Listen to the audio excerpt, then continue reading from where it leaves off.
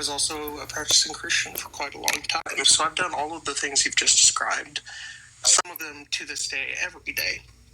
I'm wondering why I haven't found God. But we're not saying that that's the same God that's at the bottom of the cup, right? That's not the God he's talking about.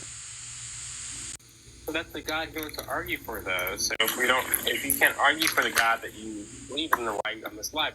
Furthermore, internet sloth, I gotta agree with you. Like, honestly, as long as I was quote unquote Catholic, raised up in those Christian Catholic schools for so many years, prayed for so long, fuck all. As soon as I started just meditating and engaging in meaningful action upon the meditations, funny as shit started working out. I mean, we'll talk about. I'm also, again, not just talking about a feeling. I'm talking about having a prolonged conversation as if you were talking to an individual, but you are talking to yourself and hearing responses from individuals inside the crowd. That's just human nature. Okay, Larry, are you I'll give this a shot, but are you? It kind of sounds like you might be saying that, thoughts. Is that? No. What? I don't want to misinterpret you. No. I mean, if you're in a bustling place, and you go into a mental, psychological, spiritual depth level with the intent of having a conversation with God, you will be surrounded by folks who are having conversations with each other out loud. I'm not saying you're going to read their mind. They're having conversations with each other out loud. Maybe they're singing part of a song, or they're talking to somebody on the phone, or they're talking to each other in person, and just holding on to the conversation as if you were talking to someone on the phone, but in the depths of yourself. Their responses will be responses to your conversation that you're having with you in a way that is impossible to be coincidence. Here, have you ever heard of? It's a study of psychology. So,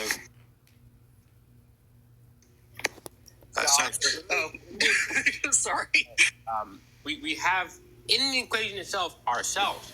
So when we calculate, answers to this problem you propose, we have to take into account ourselves, our brains, what it means.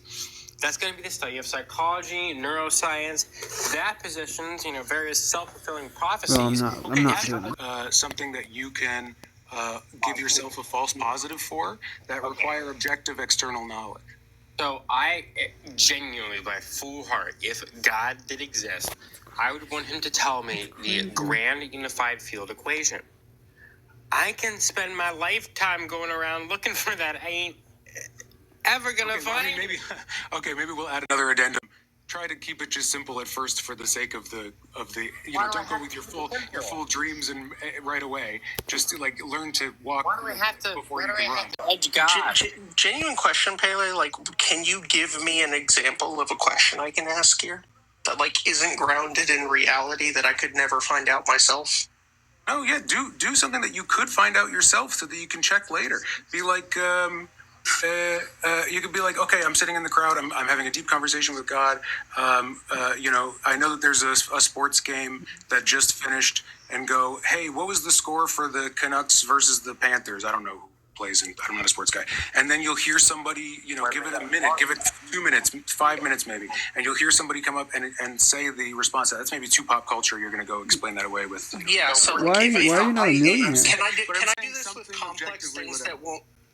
Can I do this with something that to make sure that it's real and not just random passing conversations that I'd be intuitively expecting? Could I ask them to give me the depth of Lake Baikal, because I don't know that off the top of my head?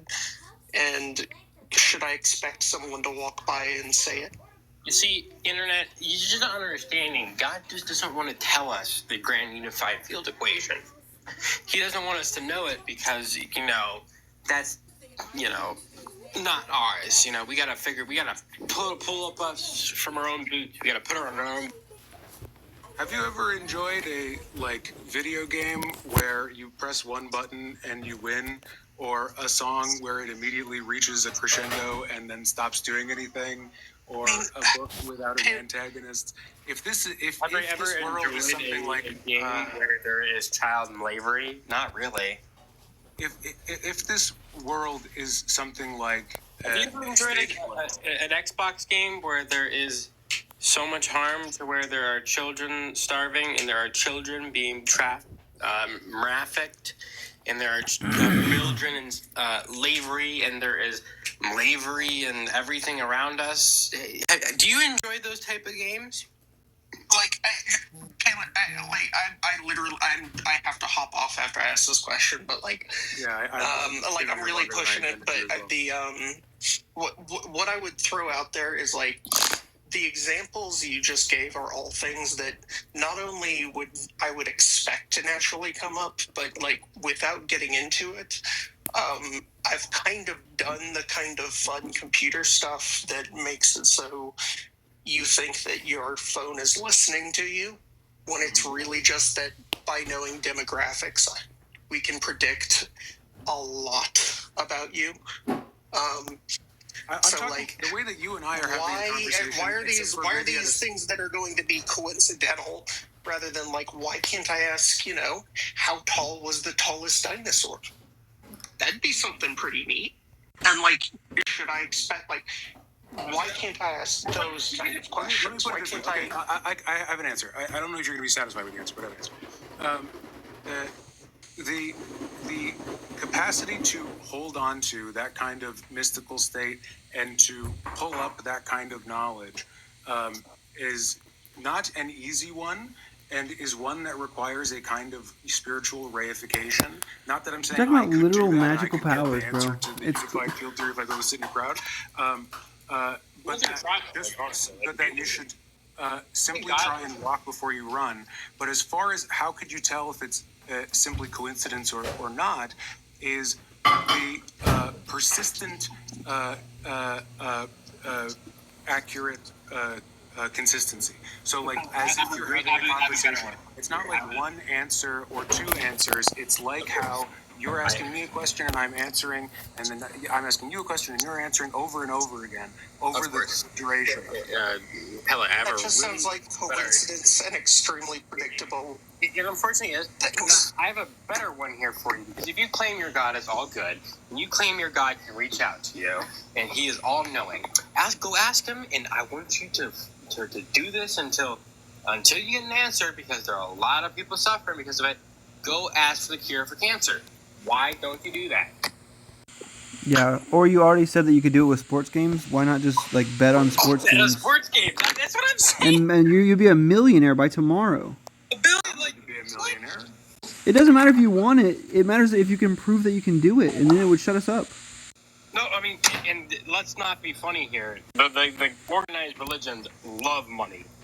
Don't joke around. It's not about me being able to prove I can do it. I'm saying go do it for an hour. No. You'll have a conversation with a crowd as if it's a person. You can do it yourself. Go get the cure for cancer from your all-knowing God. Become a millionaire and then donate it to charity. Yes. I'm just giving you an epistemological. How many hours of research have you done? Tens of thousands, perhaps, right? If you do 1 hour of sitting in a crowd, actually trying to go deep into yourself and having a conversation with the mind behind mind. Research cancer, you'll never find shit about it. Genuinely, go find me one cure for cancer without ever looking it up. Resistance to this epistemological pivot. Oh my fucking God. So you claim that your God is all-knowing, all good. Just while the noise. All good, all knowing, and you can talk to Him through other people. Go talk to other people and get and hear through their conversation. Go ask for God in your authentic form the cure for cancer. And then if your God is all good and all knowing, He will give it to you. If He doesn't exist or He's not all good, He won't. It's simple. Well, your definition of good is one where no bad things happen. Where cancer happens. I'm not saying not all bad things happen. I'm saying where cancer doesn't happen. Child cancer? You think child cancer is good? Yes or no? I think that if you are... Man, I gotta get off this. Auto-reductio. What? It's an auto-reductio if you can't answer that. I mean, I can't... Just so you know, dinosaurs... Dinosaurs also had cancer. They found dinosaur cancer in their bones when they analyzed their bones. They actually had some of them actually unalived by cancer. Power. So cancer's been around during That's my favorite fact from this whole thing so far. Yo, Pel, but can you agree that I can say that I believe you when you say that you don't care about money and you're not doing it for money? Can you accept both that somebody can believe that you're not doing this for selfish monetary reasons, and that you could raise $500 million for charity and then never care about money again? Sure, but let's do one thing at a time. What was the previous? Finding a cure for cancer, since you've been talking. The problem of evil. The problem of evil. No, not the problem. No. Absolutely, yeah. Don't move the goalpost. I literally I was trying to clarify it. Relax. Yep. I just want the cure for. Actually, we'll make it smaller. Just tell your God to give me the cure for child cancer. The 6-year-olds who get diagnosed in the hospitals, go to your position where you say you can talk to God and He tells you things. Tell Him to give me the cure for that, since He is all-knowing. I can talk to anybody, but I can't go, hey, give me your PIN number, and then they just give it to me. No, but if you have a conversation with your most inner self in a meditative or prayer-like state, they'll give it to you without even knowing it. Well, no, that's not the claim I was making. I'm saying that you can have okay, listen. My claim is you can have a conversation with enough fidelity and persistence and consistency and accuracy and rhythm that you'll know it's a real conversation. I'm not saying that you can get any piece of information because God's just a pushover. He'll give you whatever you want at your demand. What does that have? Wait, how is that consistent with the claims you were making earlier where let's start small, let's start by something you can look up later? God's just a pushover and He'll give us information that we can verify later? What? No. I'm just trying to figure it out. There's not an inconsistency there. It's just a matter of scale. Does God want child cancer? Then that is what you're implying. That God wants child cancer for some reason. He wants children to keep... Okay, so we are doing the problem of evil. Nope, not that one. We're talking about child cancer specifically. The problem of suffering? Nope, child cancer specifically. Say it with your chest. So, man, the attitude, please. Of course, yes, because we're talking about child cancer, and you're claiming that your God knows the possibility but won't give it to you. Therefore, the child sufferer. So, I'm just noticing a lot of resistance when I say it's the problem of suffering. You're saying it isn't. I'm talking about a specific instance. Which that puts some humanity into the problem, because you guys like to position it from a point where you forget your okay. Yeah, the logical problem of evil is just to point out there's an incongruence with an all-good, all-knowing God and it being consistent with evil existing. So you'd have to either say that... Yeah, so he's just asking a question, not making an argument. Yeah, I literally just... And I want you to say it, though, as a child, a 6-year-old child suffering with cancer. Don't say just evil, because that removes humanity from it. You're removing the child from the equation. At least have a little bit of humanity, and if you believe this, say it with your chest that this God doesn't give a flying fuck about the child dying. You're very worked up about this, and I understand why. I just fell. To be clear, this is enveloped into the problem of evil, and I'm not moving the goalposts. It's an argument, I'm not trying to zoom not a out question. Pardon? Like, make the argument for us specifically. For example, if I were to want to argue that my God didn't give a shit about children, I would say, well, that child was evil, so therefore they would have done evil, so therefore they would have done something. Ask me about my God. Hey, why does my God allow evil? Right, Mr. Right. Does your God hold the cure to cancer away from children? Yes, but only because it's more conducive to an even greater good. So him holding that away from children isn't evil under my view.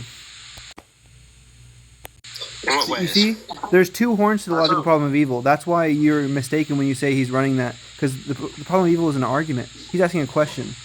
In the argument, you can take the one horn, my God doesn't exist because he's all good and all-knowing, and they're still evil. Or the second horn that I just took, there exist things that I think are evil, but I'm incorrect that those things are evil because God is perfect and I'm just wrong. You see how that, there are two horns? I mean, I wasn't going for that. But I'll go ahead and tackle it. I just kind of wanted to. So something that I learned, I swear I'm going to come back. I'm not deviating. I'm really just. Things people say before they deviate. Something that I have started doing with my fiance a few years ago, and it's a really incredible thing for communication. It is, we have this like green light, yellow light, red light system where we won't talk logic unless we're in a like full logic about sensitive subjects, unless we're in a green light. We're both in a green light, meaning we're not too emotionally charged. Yellow light means there's a bit of emotional charge. I don't know how much I can handle without blowing up.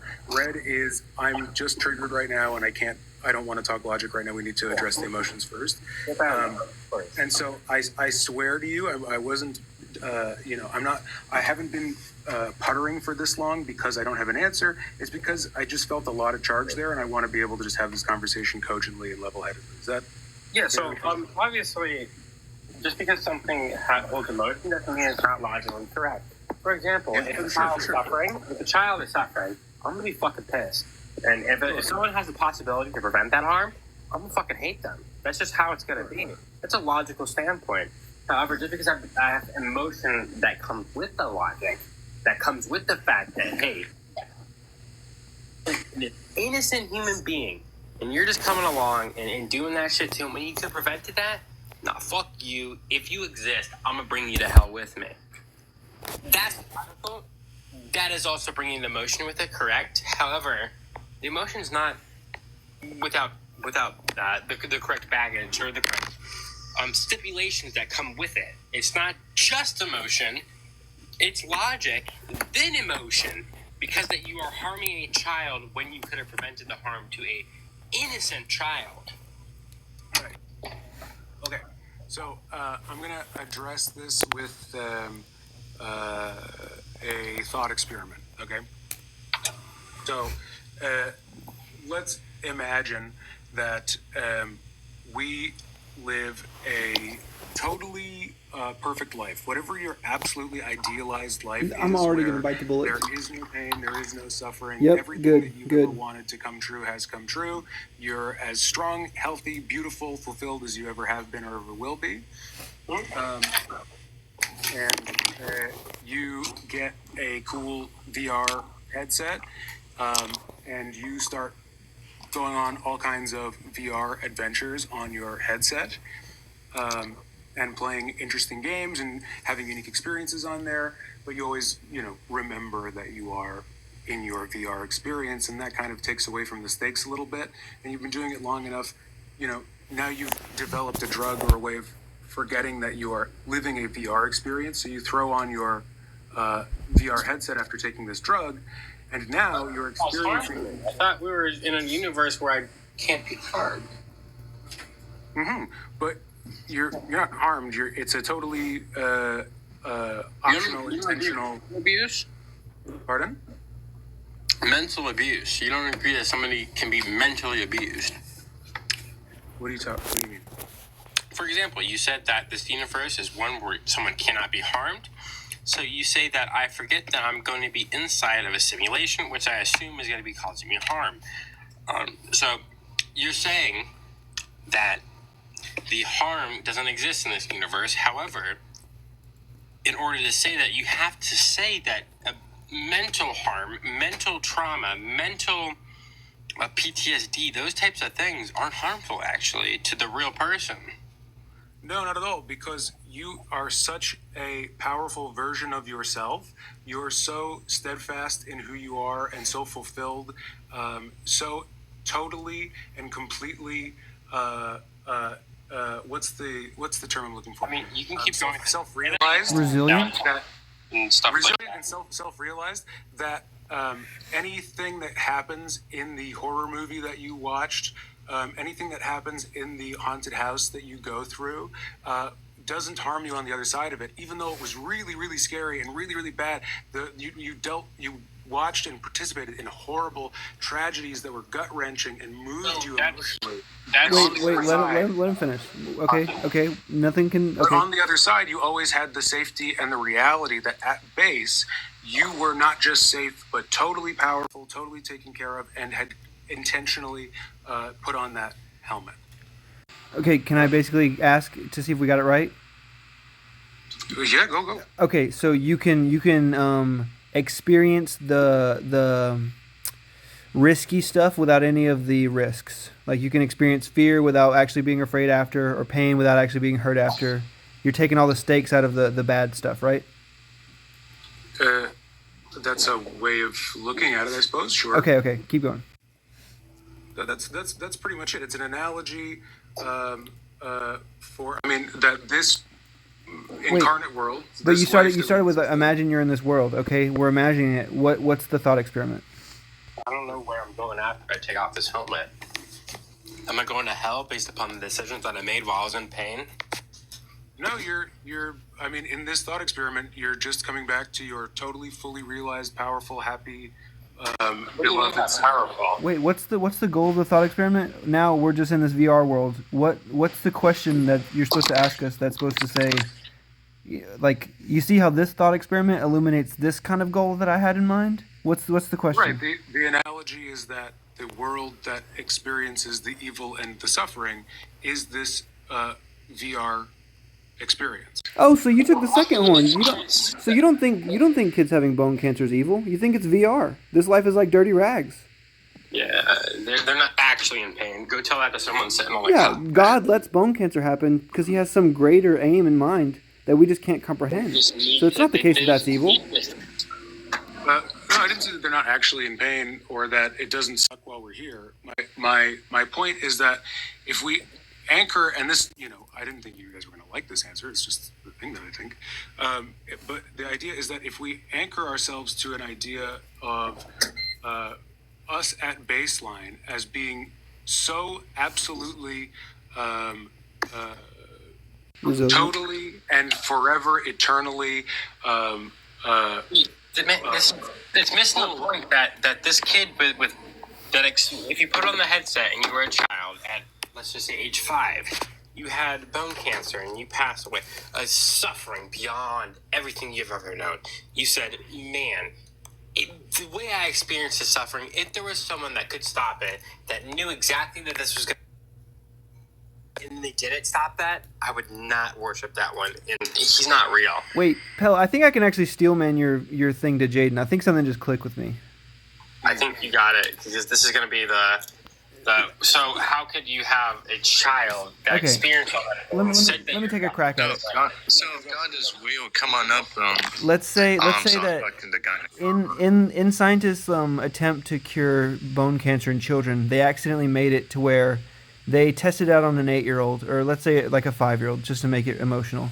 They tested out on a 5-year-old, and instead of curing cancer, it made that 5-year-old. It made that 5-year-old live for 1,000 years as a 5-year-old with bone cancer. Let's say at age 1,000, this kid with bone cancer dies. In the scope of infinity in heaven, that 1,000 years of bone cancer is going to be nothing. So it's almost going to be like VR, given enough time has passed. Is that what you're saying, Paul? I mean, that is definitely a reductio ad absurdo of what I'm saying, for sure. Okay. Do you bite that? Do you accept that reductio, or does it make your view sound a little silly? Oh, I know it sounds silly, but if your metaphysical position is one of an actual eternity in heaven, wherein you stem from and return to, then yeah, it's like yes, it's very emotionally rousing for us to think about all the suffering that happens here. But it's like if I were to watch a horror movie and I were to look at it and I were to see like, oh, I can't believe. Did you see what that Saw guy is doing? Where that poor woman, put her hand into the box and her wrists were cut, and yes. So let's put the analogy, that 5-year-old that suffered for 1,000 years of bone cancer. They didn't believe in this God because they said, man, if this God exists, fuck him, because he could stop this right now. He just doesn't. So how can you say that child is in the wrong for saying, fuck this God? I didn't say that. And wait, not only are they wrong, they're going to receive infinite punishment for a finite crime. I didn't say that either. So wait, you're not a Christian then? I am. Wait, Pel, question. Given this little reductio that we've stumbled into, why do you do good things? Because it pales in comparison to an eternity in heaven. Why? Let me start by saying I don't think there's no such thing as totally selfless action, but for a number of reasons, depends on the good thing I'm doing. Wait, I don't want to be dishonest. I'm trying to point out here a contradiction that I suspect is going to happen, where you're going to be committed to saying something along the lines of, it's the case that you care about this finite existence, and it's not the case that people should care about this finite existence. And I'm just wondering if you can tease that out. No, wait. Don't get it twisted. Let me be very clear. If God is putting on a show, that's the most important show that's ever been. If the game of life to be played exists as a game, that's the only game in town, baby. That's something that should be cared about more than anything else at all. It's the only thing that has stakes at all. There's no reason to say, oh, we shouldn't care about it just because it's not highest reality, just because it's not, transcendent heaven. Last time I absolutely care about it. Put child abuse into video games. That was just my personal thought. We probably shouldn't be showing child abuse in video games. So why the fuck would this god ever want to, in his most brilliant video game, put child suffering, obviously just the basics, child starving, child grape. How can your god justify putting child grape in this game? What the fuck? Child slavery? What the fuck? And also think about what if the only way to win is not to play? Do you happen to think that when people play video games, that they go to the certain extent where they do like say when they go out and killing people and go into a rampage because of the video game they played? Because I know some people actually think that's a real thing. Like they play the video game and think that they can do it in real life. Well, it's not the same. Because there was a report that some video games were actually violent to certain people that play them.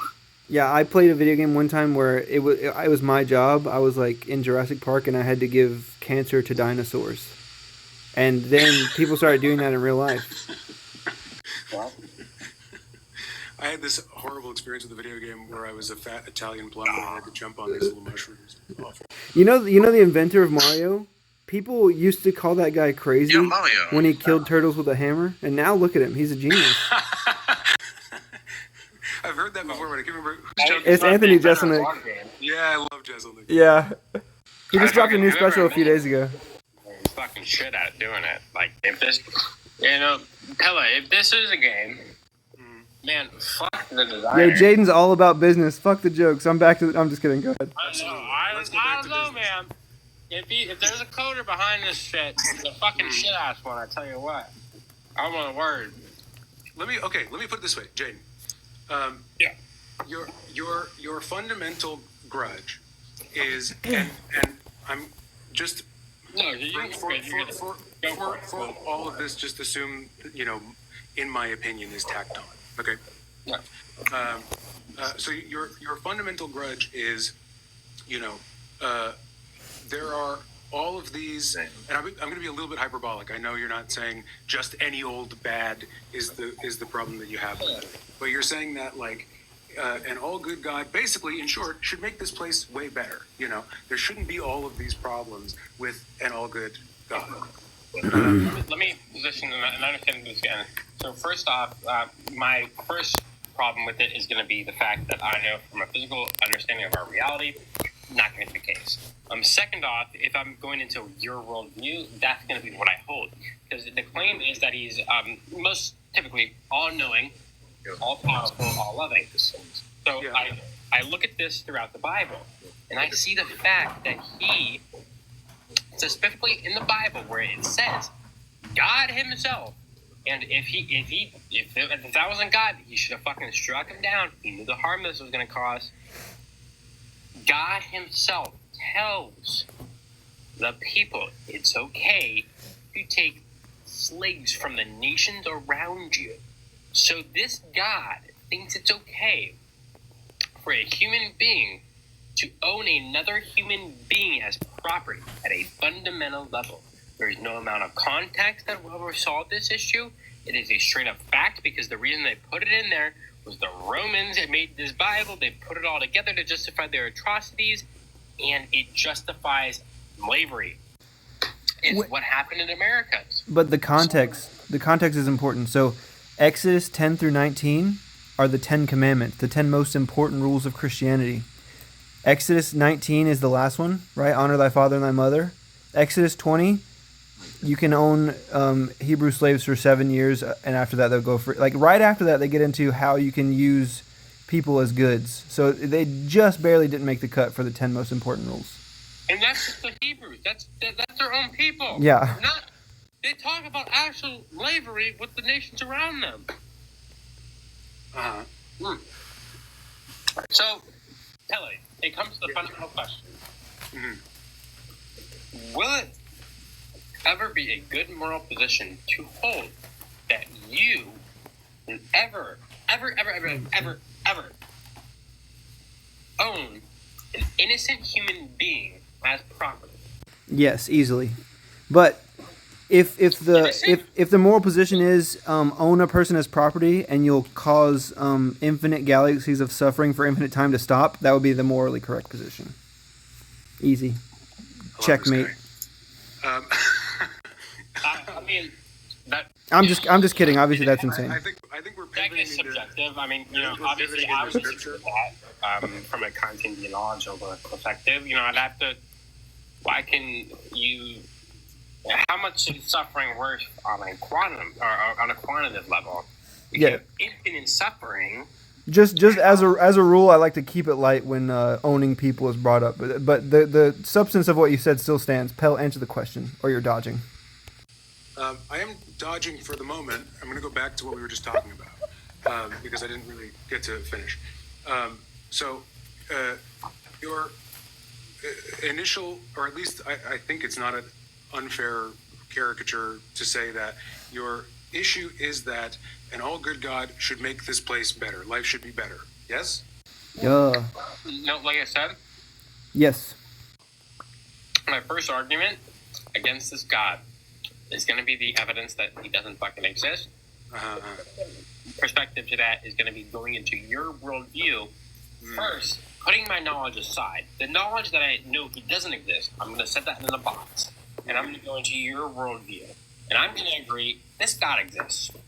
However, I enter that worldview, and that is a shitty-ass person, that is a shitty-ass agent, shitty-ass God. He ain't worth of a dime of worship. We should overthrow that motherfucker. Let's do a French Revolution on him. Because life should be better. No, because the amount of suffering that he has the preventative ability to stop. However, he chooses to be prepentuous, and he knows it's going to all happen. However, he just wants to play a game, and that is inhumane. I'm not going to agree with someone who is inhumane, even if it's a god. Fuck that god. If you created me, I don't give a shit. So in If you're short, inhumane, yes. Yeah, you said no, and then you said a reframing of it with a tirade at the end. That's what it is. Like, I have to reframe the question because you're perpetuating it, trying to make it sound better than an Okay, well, I'll say then that it's not directed to Jaden. Oh, hold on, my phone thinks I'm talking to it. Oh, hold on. Oh, okay. And I'll say I'm talking to, what is that, right hand? Is it right here? Yeah, you can call me I'll say Zach I'm also. talking That's right. fine. Zach. So that life should be better. Yeah. In the analogy that we had given, where this life is a VR experience, the base life, the usual life, the eternal life, is not just better, it is as good as it possibly can be. Life is better. Life, most of the time, is better. Life, almost all the time, in infinity, is better. And very briefly, you dip your head into it not being good as a kind of novelty from it being better. That's a very So wait, Pell, that resonates with me. So, can I ask you something? Do you believe in a mostly good, mostly knowing, mostly powerful God? Because if you did, that would make perfect sense. All knowing, all good, all powerful. Okay. So all there is just going to have a very strong case there. Because even if it was 0.001% bad, that would have to be a mostly good God. Would you say that? Yeah. Okay, so you do believe in a mostly good, mostly knowing, mostly powerful God, or at least you believe in an all-powerful, all-knowing, mostly good God. No. There's going to be a contradiction there.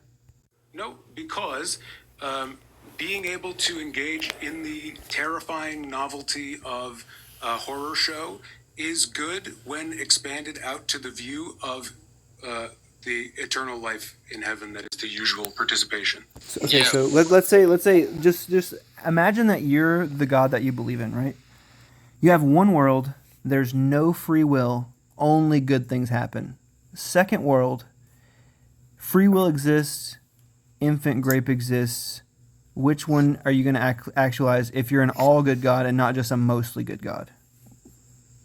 Well, Hey, sorry. And I'm gonna need a clear answer, one or two here. I'm about to get off here, but I'm gonna watch a movie. I'm gonna stream a movie, and I'm gonna go on live and stream a movie. If you guys like to come and join. Is it Jurassic Park? No, I'm just kidding. appreciate that power. No, I was Dino Fact. I was gonna watch like a Christmas movie, like Home Alone or something. Since it's Christmas around the corner, I was gonna go on live and see if you guys like to watch it. Yeah, I'll drop by after we're done with this convo. Yeah. I was thinking if I was gonna watch something that was dead, I would watch. Okay. Passion. Okay. Yeah. So, do you need me to remind you of the worlds 1 and 2, or do you remember them and you're going to choose one? I think I remember, but I'm forced to pick one. Well, yeah. Let's say, yeah. Because in this world, we can agree that there's infant grape and there's free will, right? Mm-hmm. I'm just coming up with one other world that I personally think would be better. And I'm saying if you're LARPing as the God that you believe in, let's let you pick between this world, let's call it world 2, where infant grape exists, but free will exists, and world 3, let's say, so it's not 1 in its first place. World 3, where no free will exists, but only good things happen. I hate to add an analogy here, but I'm going to drop down here soon, but I do want Pelé here. I really need your answer to this question here. Bro. So let's position you as this agency throughout space and time. So you have a child, okay? You know exactly what that child is going to do for their whole entire life. You know that you made some rules for this child, and you know at the time of making this child, they're going to break them. And you know, since you agree that if this child breaks your rules, they should be suffering for eternity without you. Do you make that child and do you put them to the suffering for eternity? What I would do is I would probably join my child and take on the suffering for them and wash away the necessity for them to suffer for eternity, that they might be able to just come on back anyway, even though they're not perfect. But might be able to come back there. When you say might, that's going to apply to a mostly good, mostly knowing God, not an all good one. There's no mights, right? I wasn't careful enough with my words. That's what I would do. So I mean, like, for example, if someone was a great person from a human moral perspective, but didn't give two shits about this God that causes harm to humans because they like humans more than a notion of a God. Under your Bible, under this worldview, this person has committed blasphemy. They've committed the mortal sins. But man, they were actually, from a human perspective, a great person. Spread love, spread kindness. Yeah. This world frame view says that person, that God knew why and exactly how they were going to make that decision, deserves to be punished eternally. In suffering, do we want to talk about what they say the suffering is going to be? I mean, God comes back in Revelation and does some not so kind things. Yeah, if I'm still LARPing as him, I would be so happy with them. I would be thrilled about the fact that they were such a good person. Right. And then maybe when they passed, I would flood their brain with really awesome psychedelics and come and greet them and say hi and show them home. Show them how. Wait. But do hell you mean, still like, you're exists, gonna right? forgive them He's talking for about the people that go to blasphemy? hell. What's that? Like, forgive them for the blasphemy they committed, or like. Yeah. Forgive them So then why did God say in the Bible he doesn't do that? I don't super want to get into like scriptural particulars. Yeah, you're because missing the there's always context, gonna- Jaden. Easily. I mean, There's always going to be a million little things, and like it's such an ancient and loaded text with so many different. Wait. I hate to switch back to my hypothetical, but back to my hypothetical. World 2 or 3. So here's the thing, right? It's so contingent on, and I can't make this clear enough. It's so contingent on the fact that I have to pick one, right? Yeah. And so I would pick 3, but what I would probably do if I didn't have to pick one is I would make 3 home base, and then I'd let you fucking play VR in 2, so that you can have the idea of separateness and feel your own determination and do as you like in a safe sandbox that feels like. It seems like you're bringing up something like deprivation theory. Is that right? Are you saying something along the lines of like evil is just the deprivation of good or something like that? Yeah, basically. Okay, so let's go back to the 2 worlds. World 2, bravery exists, but also the ability to jump on a grenade to show that you're brave exists. And World 3, bravery doesn't exist, but nobody gets exploded into pieces. Which one would you actualize? That's a much more nuanced and difficult question. Right, because I hear this like, in order to have trust, you have to be able to have been lied to, and that's virtuous. And I hear, Right. you can show bravery by sacrificing yourself. I'm saying, let's say in World 2, right, that's World 1. Let's say in World 2, bravery doesn't exist and trust doesn't exist, but nobody's ever lied to and nobody ever has to martyr themselves. Right. I think what you're pointing at is that if we want to take the idea of this world being something like a sandbox or a place where souls can grow up, there needs to be problems to be overcome in order for moral development to happen. That person might be more like a perfectly good God when the time comes for them to reunite with them. If we do imagine them as all good and all loving and so on. So like you'd never become courageous if there's nothing to fear. You never become intelligent if there's no problem to solve, etc. But the question, I guess, would be more pointing to the fact of, could God have made me courageous without fear? Right? And it sounds like a mostly good, mostly knowing, mostly powerful God needs me to have been scared or afraid to have the virtue of courage arise. But it doesn't sound like an all good, all knowing, all powerful God would need that. Like, I could have just been courageous simplicator. I could have just been truthful simplicator. I don't agree with the idea that because that's the way something is, then that means that God is bound to that. Rather, he just chose for it to be that way.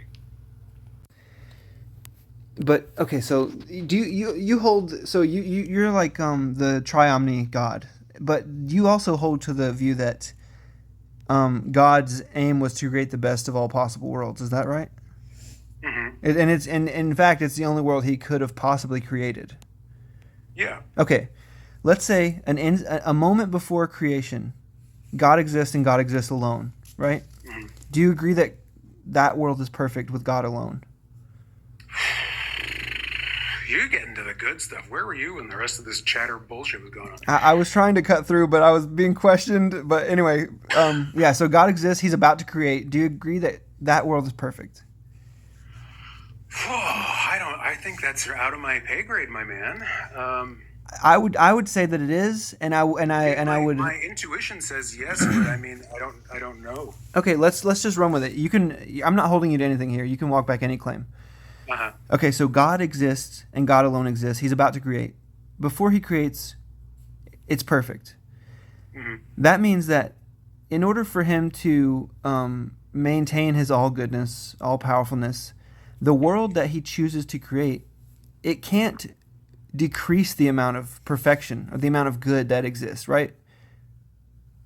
To simplify, an instance... Sorry, can you say that again? I think I just brain farted for a You're moment. good. So in order for us to go from God existing alone and that world's perfect to God creating and still maintaining that perfectness, he can't take away from the amount of good that exists. He can only make it equal or greater, right? I don't know. Again, that's kind of... I really... If you have any intuition, you can say it. Otherwise, I'm not trying to trap you. I'm really not. No, and I'm not trying to evade you. Yeah. I don't know that I have considered it or have an answer immediately to that. Okay. I mean, I would. Here's what I will say: is with my conception of God as a maximally great being, we'll go with the Saint Anselm definition, that his creation is the best of all possible worlds. It's also maximally great. The way in which I see that being the case in a world where there's, evil and suffering is that it's something like a sandbox or a VR helmet or whatever. That there is a goodness to the idea of being able to departicipate in the perfection of heaven, to have the experience of all the bad feelings, just as you might want to go into a VR horror headset? movie or a tragedy play or whatever, right? You do those things, Yeah. even though they evoke negative emotions, except for you have the added experience of like the deep immersion of forgetting that you're actually just at home in the perfect realm. Right. I think you said So something. Does that increase or decrease perfection? I don't know. Well, I think you said something in there that is going to commit you to saying one of the answers, and I'll try and elucidate that. You said, I think that God, his aim was to create the best of all possible worlds, and we agree that a world in which only God exists before creation is perfect. So the world that he creates after, if his aim is to create the best of all possible worlds, and we have this world where only God alone exists and it's perfect, he can't take away from that perfection by creating. If he's able to create at all, it will be to maintain that level of perfection. Mm-hmm. Do you see how that kind of commits you to saying that? I mean, that makes sense to me, sure. Okay. Do you think that God can fail? No asterisk. Okay. Yep, I'll take that. Do you think that when God was creating, let's I don't know how it worked. Maybe he always had this idea, or maybe he could, has a Rolodex and he was just picking the best one. But let's say, do you think that God's goal was to create two beings that freely chose to do the good?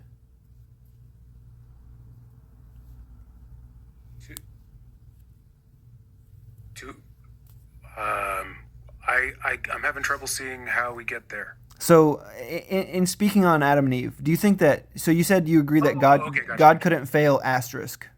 Do you think that God's goal when creating Adam and Eve was to create two beings that freely chose to do the good?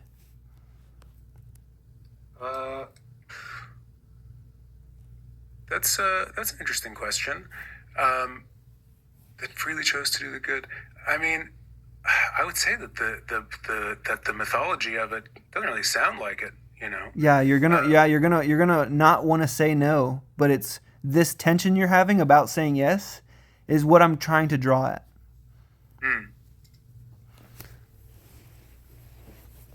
Go on. So you can see how saying no would immediately be a huge problem. I don't know that I can. Show me how I see that. Yeah. So okay.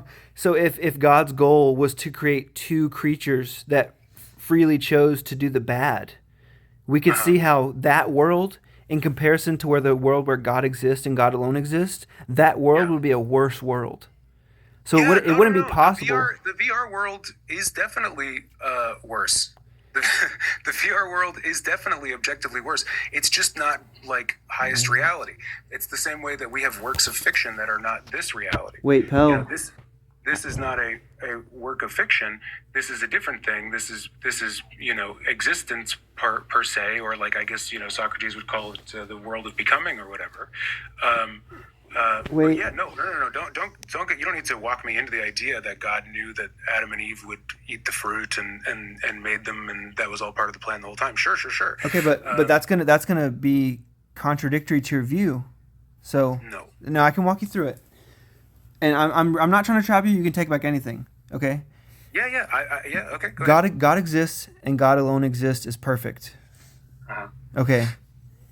God knows that humanity will fall.